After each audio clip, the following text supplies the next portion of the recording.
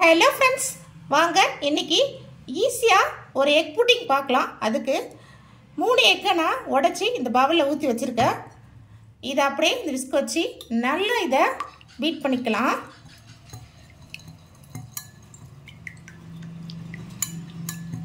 நல்லா அடிச்சு கலந்துக்கோங்க. அப்பதான் நல்லா சாஃப்ட்டா இருக்கும்.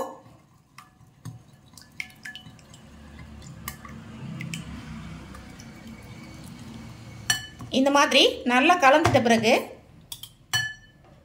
இதுல ஒரு சிட்டிகை அளவுக்கு உப்பு சேர்த்துக்கலாம். இதுல ஒரு கப் அளவுக்கு சர்க்கரை சேர்த்துக்கலாம். சர்க்கரை சேர்த்துட்டு நல்லா இத கலந்துக்கலாம். சர்க்கரை நல்லா கரையிற அளவுக்கு கலந்துக்கலாம். சர்க்கரையும் முட்டையும் நல்லா கலந்தாச்சு. இப்போ ஒரு கப் அளவுக்கு கெட்டியான காய்ச்சி ஆற வச்ச பாலுங்க அதை சேர்த்துக்கலாம். சேர்த்துட்டு இதோடவே கொஞ்சம் போல வெனிலா எசன்ஸ் சேர்த்துக்கலாம். நீங்கள் உங்ககிட்ட சாக்லேட் எசன்ஸ் இருந்தாலும் அதுவும் சேர்த்துக்கலாம். குழந்தைங்களுக்கு ரொம்ப பிடிக்கும். இப்படி எதுவுமே இல்லைன்னா நீங்கள் ஏலக்காய் பொடி சேர்த்துக்கோங்க. இதையும் சேர்த்து நல்லா இதை மிக்ஸ் பண்ணிக்கலாம்.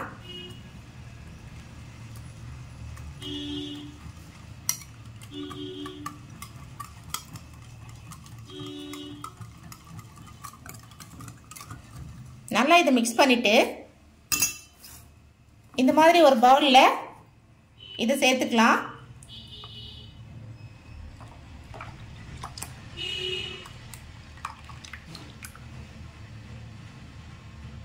சேர்த்துட்டு இப்போ குக்கர்ல வேக வச்சுக்கலாம். ஸ்டவ் ஆன் பண்ணி குக்கர் வச்சு அதுல ஒரு டம்ளர் அளவுக்கு தண்ணி வச்சு அடியில் அந்த ஸ்டாண்ட் வச்சிருக்கேன். அந்த ஸ்டாண்டுக்கு மேல நம்ம கலந்து வச்சோம்ல அதை சேர்த்துக்கலாம். சேர்த்துட்டு இதுக்கு மேல ஒரு மூடி போட்டுக்கலாம்.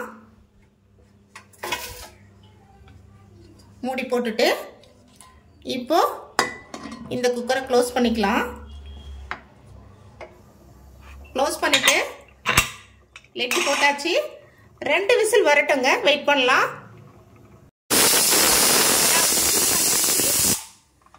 ஸ்டவ் ஆஃப் பண்ணிடுறேன். ஆஃப் பண்ணிட்டு எடுத்து ஆற வச்சுட்டு சர்வ் பண்ணிட்டு உங்களுக்கு காமிக்கிறேன். பாருங்க ஃப்ரெண்ட்ஸ், சூப்பரா நம்ம எக் புட்டிங் லைட்டா ஆறி இருக்கு. இப்போ இந்த மாதிரி ஒரு கத்தி வச்சு இதை நம்ம சுத்தி எடுத்து விட்டுக்கலாம். இந்த மாதிரி எடுத்து விட்டுட்டு இந்த மாதிரி ஒரு பிளேட் வச்சு அப்படியே இதை கவுத்துக்கலாம்.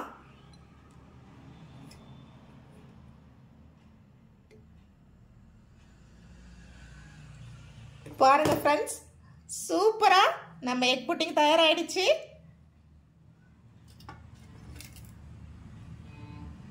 எவ்வளவு சாஃப்டா இருக்கு பாருங்க. சாஃப்டோட கூடவே ரொம்ப டேஸ்டான ரெசிபிங்க இது. அது மட்டும் இல்லாம ஹெல்த்தான ரெசிபியும் கூட.